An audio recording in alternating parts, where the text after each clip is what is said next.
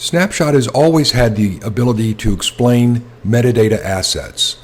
This capability is available many places in our product. For example, here's a FlexiPage. We can right-click it and say Explain FlexiPages. This brings up a beautiful prompt with all of the business use case information, the documentation of the XML, and the XML itself for the FlexiPage. And now we can submit that. And here's all of the information for the FlexiPage, including its external relationships and business use case. In our deployment tools, whenever you make a deployment, you can use AI to explain the errors. And it will not only explain the error, but also tell you how to fix it.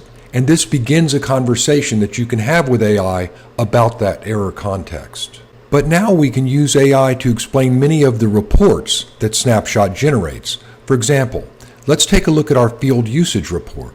We can look at the opportunity object, and we can see the fields and the type, the number used, the number empty, the number with the default value, the number of distinct values, the last time the field was edited, the details about when the field was created and modified, and all of the external relationships of other metadata assets that reference the field.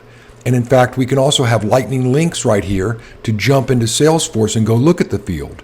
But this is a lot of information and it might be a little bit overwhelming. Maybe you just want to know the bottom line. So what you can do is right-click and say Explain Report Table. And what this will do will combine the report itself with a complete AI prompt explanation of the report. And here's all of the observations and recommendations that the AI came up with. And of course, we can ask follow-up questions if you want more information. What's great about this is that the AI can figure out if the field mainly has its default value, that's kind of like being empty. If the field was recently created, that might explain why there's a lot of empty values. And if the field has lots of complex external relationships, that will make it hard to migrate or delete. So there you have it. Most of the Metazoa reports now have AI to explain them, summarize them, and draw conclusions about what you should do.